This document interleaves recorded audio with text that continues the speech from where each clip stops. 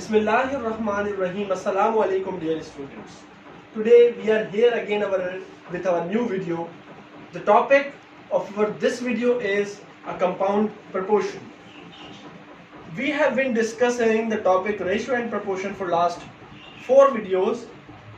In our last video we will talk about the direct proportion and previously we talked about the inverse proportion. Now today we are discussing about the final part of the proportion, that is your compound proportion. Before starting the example, let me explain you what is compound proportion. हमारे पास compound proportion होती क्या है? Actually compound proportion is a bit complex proportion which need to be understand very carefully. I will try to explain it as simple as possible. कोशिश करूँगा कि आप लोगों को समझ आ सके and inshallah I'll come up to your expectations. So अब compound proportion होती क्या है? सबसे पहले compound proportion का मतलब ये होता है कि वो proportion जिसमें आप एक से ज्यादा वेरिएबल्स को आपस में कंपेयर कर रहे होते हैं साइमल्टेनियसली एट वन टाइम. अब उनमें ये नहीं होता कि एक डायरेक्ट प्रोपोर्शन है तो दूसरे सारे डायरेक्ट प्रोपोर्शन होंगे या एक इनवर्स प्रोपोर्शन है तो दूसरे इनवर्स प्रोपोर्शन होंगे. They might be mingling up together. एक इनवर्स हो सकता है, दूसरे का रिलेशन डायरेक्ट हो सकता है, तीसरे का वेरिएबल का इनवर्स हो सकता है. So it's different. So we need to understand कि हमारे पास डायरेक्ट प्रोपोर्शन का रिलेशनशिप किस वेरिएबल के बीच में और इनडायरेक्ट प्रोपोर्शन का इनवर्स प्रोपोर्शन का रिलेशनशिप किन वेरिएबल्स के बीच में है. सही है. अब now let me discuss about the example. इस एग्जांपल के जरिए मैं आपको बताऊंगा कि how we can solve the compound proportion and why it was necessary to understand the direct proportion inverse proportion before understanding the compound proportion. हमें इस question से समझ आ जाएगा कि हमने कंपाउंड प्रोपोर्शन से पहले डायरेक्ट प्रोपोर्शन को क्यों डिस्कस किया है. So let me tell you about this example. This question says that 14 cows consumed 630 kg of hay in 18 days. अब देखें इसके अंदर हमारे पास 3 वेरिएबल्स हैं. वो हम वेरिएबल को सॉर्ट आउट करते हैं बट पहले सवाल को समझने की कोशिश करते हैं कि हमारे पास सवाल बोल क्या रहा है. अब ये सवाल क्या बोल रहा है कि हमारे पास काउस की क्वांटिटी कितनी है? They are 14. हाउ मच है का मतलब होता है चारा, जो भूसा खाते हैं गाय. कितना चारा खा रहे हैं, है कितना खा रहे हैं? 630 kg of hay. And how many days they are eating that? All 63 kg of hay is 18 days. अब इसके अंदर 3 वेरिएबल्स हैं. How many cows will eat? अब बोल रहा है कि कितनी काउस खाएंगी?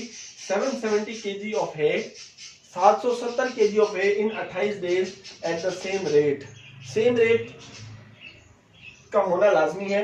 सही, तभी हम ये सवाल कर पाएंगे. अगर सेम रेट नहीं होगा तो फिर हम कंपैरिजन नहीं कर सकेंगे. सो अब ये क्वेश्चन के अंदर सबसे पहले हम वेरिएबल्स को सॉर्ट आउट कर देते हैं कि इसके अंदर वेरिएबल्स कौन कौन से. तो सबसे पहले नंबर ऑफ काउस. तो हम यहाँ पर लिखते हैं कि हमारे पास काउस कितनी है. एक वेरिएबल हमारे पास काउ का हो गया. Second is the quantity of the hay they are consuming. अब वो यहाँ पर हम उसका वेरिएबल बना देते हैं हे. और जो थर्ड वेरिएबल है वो है हमारे पास डेज का. तो थर्ड वेरिएबल है हमारे पास डेज का. उसके बाद हम ये देखते हैं कि व्हाट, अब नंबर्स को देख लेते हैं कि हमारे पास नंबर्स कितने हैं. तो अब 14 काउज हैं. उसके बाद हमारे पास 630 kg ऑफ हे खा रहे हैं और ये टोटल है 18 दिन में पूरा कर रहे हैं. उसके बाद now what the second part of this question says. अब ये बोल रहा है कि how many cows will eat. अब यहाँ पर हमें काउज की क्वांटिटी नहीं पता, x. उसके बाद हमारे पास 770 kg ऑफ है, ये हमें पता है. And how many days they are taking? 28 days. अब ये हमने डेटा को सॉर्ट आउट कर लिया और उसकी न्यूमेरिक वैल्यूज को भी ढूंढ लिया. अब ये देखेंगे कि कौन सा वेरिएबल किस वेरिएबल के डायरेक्ट में. तो इसमें हम सबसे पहले टॉपिक एक वेरिएबल बना देते हैं, मतलब आइडल एक वेरिएबल बनाते हैं. तो we are taking this as an idle variable and we are comparing this with this variable and this variable.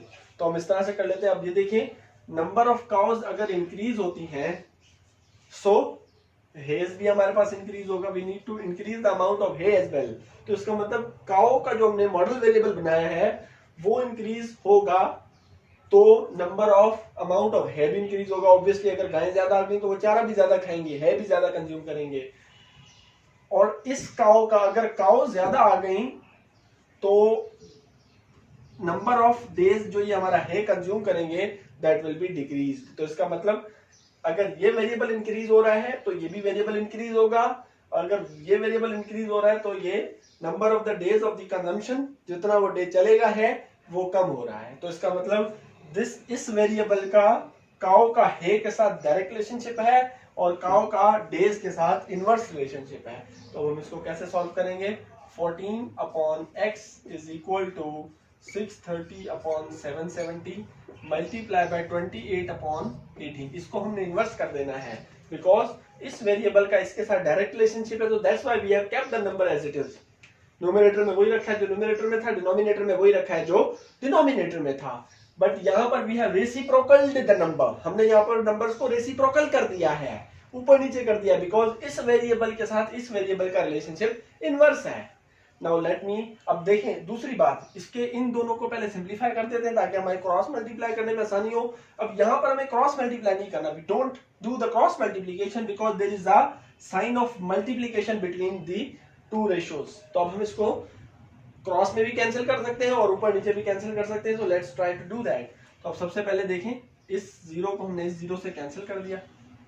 उसके बाद अब हम क्या कर रहे हैं, इस वेरिएबल को काट रहे हैं 9 के टेबल से, तो 9 2 ज़ा 18 और 9 7 ज़ा 63 और इसको हम काट रहे हैं 7 4 ज़ा 28 और इसको हम काट रहे हैं 7 11 ज़ा 77 और 2 1 ज़ा 2 एंड 2 2 ज़ा 4। अब हमारे पास ये सिंप्लीफाई हो के किस तरह से आ गया, now I am continuing here.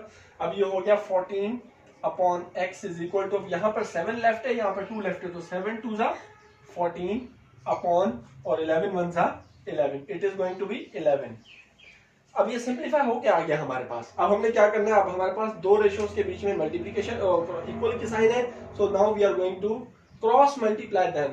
अब यहाँ पर इसको इधर ले जाते हैं, तो it is going to be 14 multiply by 11 is equal to x multiply by 14। अब ये देखें, थोड़ा सा यहाँ पर गौर करें, कुछ बच्चे when you are sitting in your anti test you don't have enough time, you are running short of time in your anti test during the paper.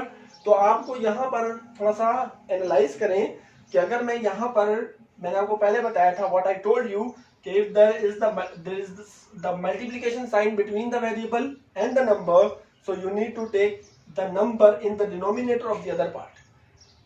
तो आपने उसको अपॉन में ले जाना है। अब देखिए यहाँ पर 14 पड़ा हुआ है पहले से, तो अगर मैं इसको अपॉन में ले आऊंगा तो we can cancel each other, so why we should multiply it, so it will a bit hectic job. I am talking about the anti-test students who are sitting in the anti-test and they are doing the paper, so you need to really rush there, so you are running short of time there. So what you need to do, you can take 14 in denominator, so 14 multiplied by 11 upon 14 is equal to x. Now you can cross 14 by 14, so the 11 is equal to x. तो इसका मतलब ये हो गया कि what we have found out, we have found that के 11 cows will consume 770 kg of hay in 28 days at the same rate. So I hope कि आपको ये क्वेश्चन समझ में आया होगा। सही है। If you have understand that question, so kindly let us know in our comment box. If you do not understand the question, so even then mention the comment box. And furthermore, if you have any queries regarding any topic that you want to talk about and you want to listen about that topic, so kindly mention in the comment box. Inshallah, we'll try to come up with your expectations. हम उस comment box में जो आपका सवाल होगा, we will include that question in our video. Kindly subscribe.